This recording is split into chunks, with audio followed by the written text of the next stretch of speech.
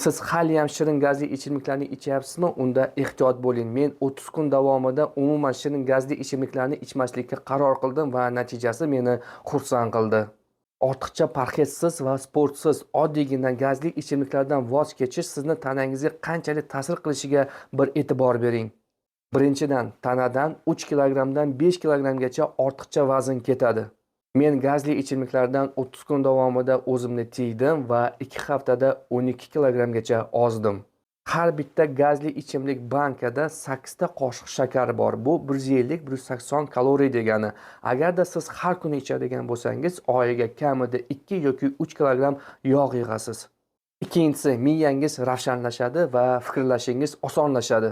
Inson shirin gazli ichimliklar ichganda fikrlashi qiyinlashadi, xuddi miyasini tuman bosgandek bo'ladi. Uchinchidan, uyqungiz yaxshilanadi. Avvallari kechalari tez-tez uyg'onadigan bo'lsangiz, agarda gazli ichimliklardan voz kechadigan bo'lsangiz, uyqungiz sifati anchagina ortadi. Gazirovkadagi kofein inson organizmidagi melatoninni ishlab chiqarishini buzilishiga olib keladi. Hattoki kunduzi bittagina gazirovka ichadigan bo'lsangiz, u sizga 6-10 soat davomida ta'sir qiladi. To'rtinchidan, sog'lig'ingiz yaxshilanadi. Qandli diabet va yurak xastaligi xavfi kamayadi.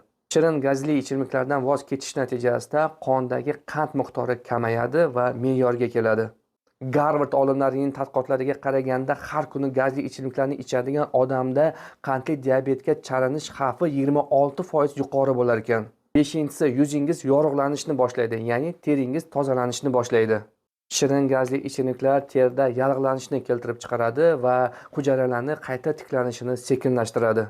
Siz 30 kun davomida shirin gazli ichimliklarsiz yashay olasizmi?